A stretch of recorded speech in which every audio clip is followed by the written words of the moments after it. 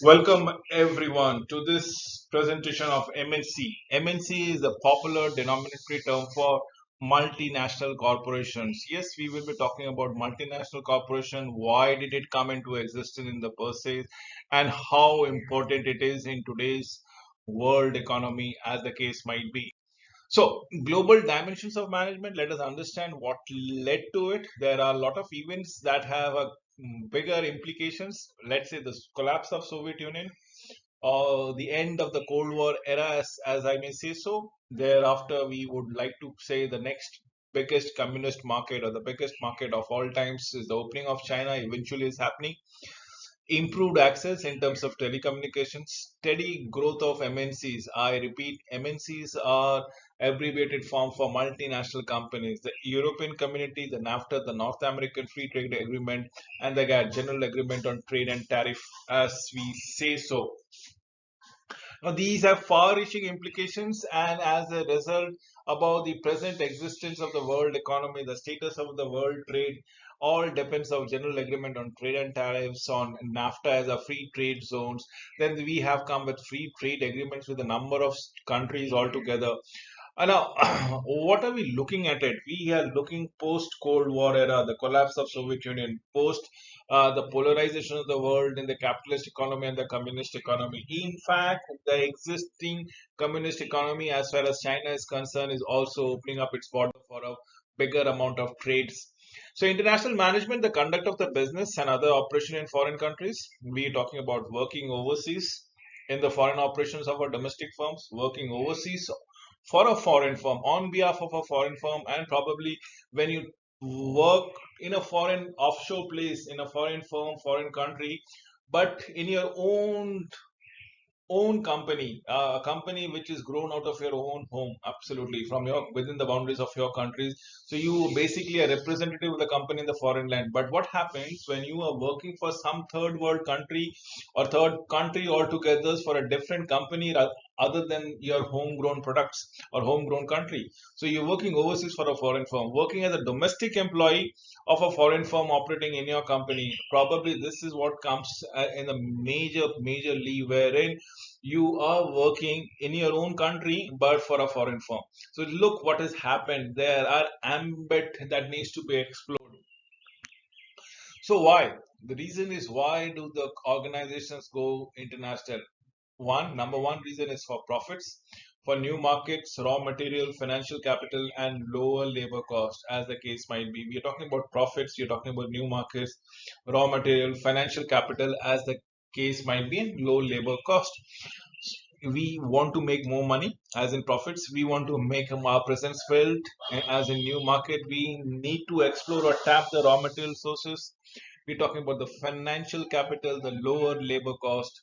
Basically, we are improving our profitability at the whole rate of it. The global economy, based on a worldwide interdependence of resources, of product markets, of business competence. We have come up with so many terms that comes around it. Look at GATT, General Agreements on Trade and Tariff, the Americas, the WTO, the World Trade Organization, the Africa, the Maquiladoras, the Asia and the Pacific Rim, the NAFTA, North American Free Trade Agreement, the Russia, the China, the Asia Pacific Economic Forum, APEC. What are we looking as? And these plays a major role as far as economy and repercussions of our repercussions that might be felt across the countries, across the globe.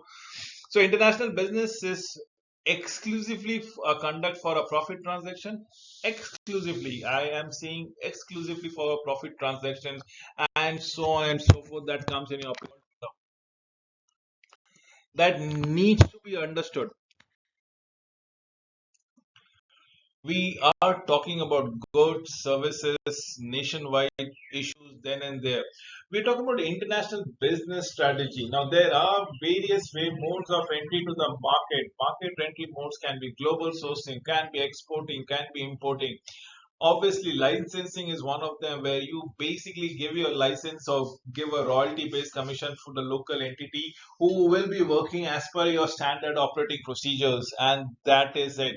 Next would be franchising, where they probably they will be operating as per the dictats has been issued by the parent company. Licensing is wherein you are utilizing or probably allowing them to use your brand names, you use your collaborations, probably a client list will be shared altogether. You are basically having a ready-made client available. So it makes sense to go for licensing where you can probably cater to the demand of the local economy at the same time. Have a quality reputations to defend for a ready-made market already available. Whereas in franchisee mode, you are basically not only utilizing the brand name but also the method operations process that the parent company dictates, and that is what the mode of market entry would all about it. For the parent company it becomes easier because there are no risk associated with it. As the business increases, so will their revenue will increases. In both cases of licensing and franchising is all about it. So yes, market entry methods are global sourcing, exporting. We are talking about importing as the case might be, franchising as is the case. And then there is something called direct investment, and wherein we can partner with a local organization as in a joint venture, or probably set up a new company as a subsidiary, complete new company as a subsidiary, which there might be a lot of company does it. A glorified example would be Samsung. A wholly owned subsidiary is which they would prefer mode of entry altogether.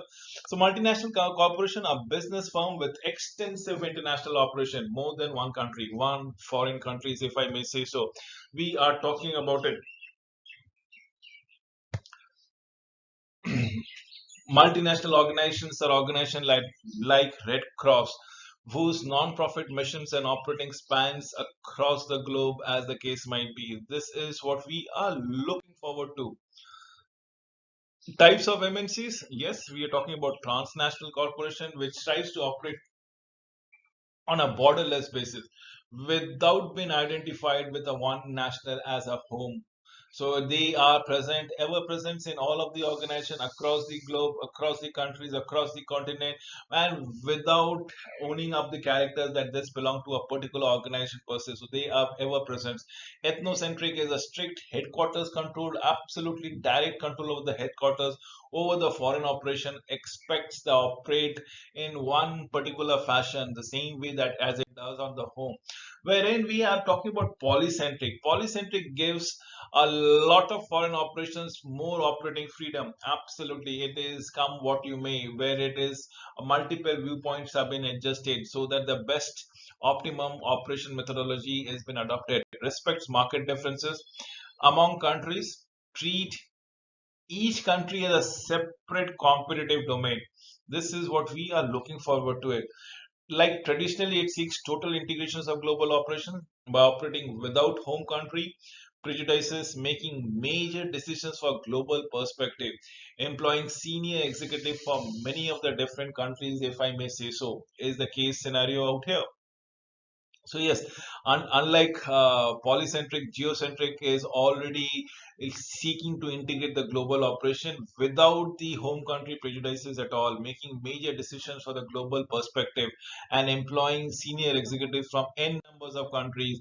So environmentally challenges in the global economy is the economic difference, wherein we are talking about the capitalist economy as in free market economies versus the communist economy as in the centralized economy. And then there are economies which are into transitions in between modes, and completely privatizations which are captive economies if you're looking into it. Then there are trade alliances and policies. Legal political differences is all about the legalities, the political scenario of a country, be it democratic or totalitarian system, or a diverse legal codes. We have flags of two different countries altogether, one of America, the other one of Japan. Both are capitalistic economies, but the values and ethos changes across the environmental challenges in the global economy are the educational differences. Yes, we are talking about different schooling system. There are countries which follows O level, A level certification process. There are countries which might be producing somewhere on 10 years of schooling or 12 years of schooling, or some years of college, undergraduate, postgraduate program, as the case might be. That's the literacy level that needs to be taken into consideration. Availability of skilled labor. We're talking about socio-cultural differences. When we talk about differences, there might be different cultures. Yeah, probably people have different attires. They try to wear certain different clothes. Depending upon the climate, depending upon the value system, there is a culture shock, and there is something called ethnocentrism, wherein people would love to protect their cultures, love to protect their principles and values thereby. Host country complaints on the multinationals that extract excessive profits, determinates the local economy, interfere with the local government, fail to help domestic firms hire the best local personnel, fail to transfer advanced technologies, fail to respect local customs, local laws, and local needs. You need to follow it every now and then. So, what are we looking at into it? The local custom laws and needs fail to transfer advanced technologies thereby. Multinational companies, the complaint, the issues, the problems is all about profit limitations. There might be a certain regulation from a certain government, federal government, if I may, so that you cannot repatriate all of your profit, or you can repatriate up to a certain level of profit. Beyond that, it has to be invested into the economy. So overpriced resources, probably another way to go around it. Exploitative rules as far as in favor of their own citizens, certain rules, regulation which might be detrimental to the business. Foreign exchange restriction, wherein it might not be in certain economies it is pegged to a dollar, or where there's a country which is the currency has separate fluctuations altogether. Failure to meet the contract obligation. At times people do not honor, in times the government backtracks from their commitment. So yes, there are issues from multinational complaints about profit limitation, overpriced resources, exploitative rules, foreign exchange restrictions, and failure to meet contract obligations. Now, the dimensions of cultures, or dimensions, if I may say, which makes you a little bit different than the existing people in the land. One is language. Second is the use of space. People would love to mingle, and there are certain culture where people would love to keep at a distance and show amount of respect. So time orientation might be monochronic or polychronic, wherein in a country there are countries where I have two time zones, three time zones. There are countries which follow a unified time zone, depending upon the size of the country, if I may say so. Yes, the religion, the predominant religion, use of contracts, as the case might be. Half state dimensions of cultures is all about power distance, therein which Hofstede say the degree to which a society accepts the unequal distribution of power. Now, this is where you need to understand, if you, in certain cultures, in certain organizations, certain countries, if you keep a distance, it means you are very powerful. On the other hand, if you narrow down the distance, that means you are going to get the nerve of the things and probably being more respected. So, depending upon the culture that comes around it, uncertainty avoidance, taking the risk propensity. Certain cultures absolutely hesitates or desist from taking any sort of risk. The degree to which a society tolerates risk and situational uncertainty. We have the society of individualism vis-a-vis collectivism. The degree in which a society emphasizes individual role, individual self-interest vis-a-vis the collective values of the group or the society per se. Masculinity and femininity, the degree in which a society emphasizes assertiveness and material concern of relationship with others and concerns for feelings, if I may say so, and how do we go across with it? The degree to which the society emphasizes, and this needs to be understood, the masculinity, the femininity that needs to be placed. Half the dimensions of cultures are all of time orientation, the degree in which the society emphasizes the short-term consideration versus the greater concern for future if it has to be collected. We are talking about power distance. Look what is happening uh, in a high power distance, on a low power distance, in high uncertainty avoidance, in a low uncertainty avoidance, where people or where countries are placed in a power distance. Philippines people would love to keep a power. whereas in Austria, the power distance or the distance mode would be almost vanishing. US is somewhere in between. Similarly, for uncertainty avoidance, risk-taking propensity is very high in Greece and very low in Singapore.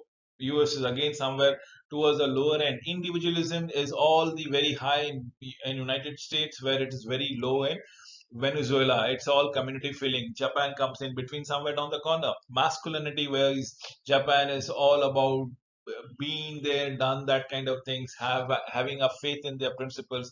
Somewhere down the corners is US, and probably masculinity is very low or femininity is very high in Sweden. People are very polite. People are not dominant.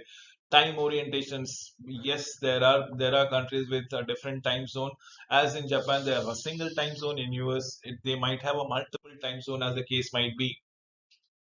So applying the management functions across the cultures is comparative culture management. The study of how management practices systematically differs from one country to another and the cultures to the another. So there are differences in management practices in the culture. The political risk analysis involves forecasting the probability of various events, threatening to the security of the foreign investment, thereby, as the case might be. We can look at our Hofstede models to understand how strong influences can impact the compatibility of management theories when applied across international borders. This is what we should be looking forward to. Notwithstanding the stories proclaiming the success of Japanese management, we have the Kanban system, we have the total quality management system, which have uh, come out from Japanese industrial society of just in time. We should hesitate to accept any practices, no matter how well it appears to work somewhere else, as universal prescriptions to action. This is what we need to understand. We can pick up a global best practice, but probably incorporate the local ambience to it to ascertain the usage and probably adapt it accordingly. With these words, I would love to wind up this presentation. Thank you for watching this video.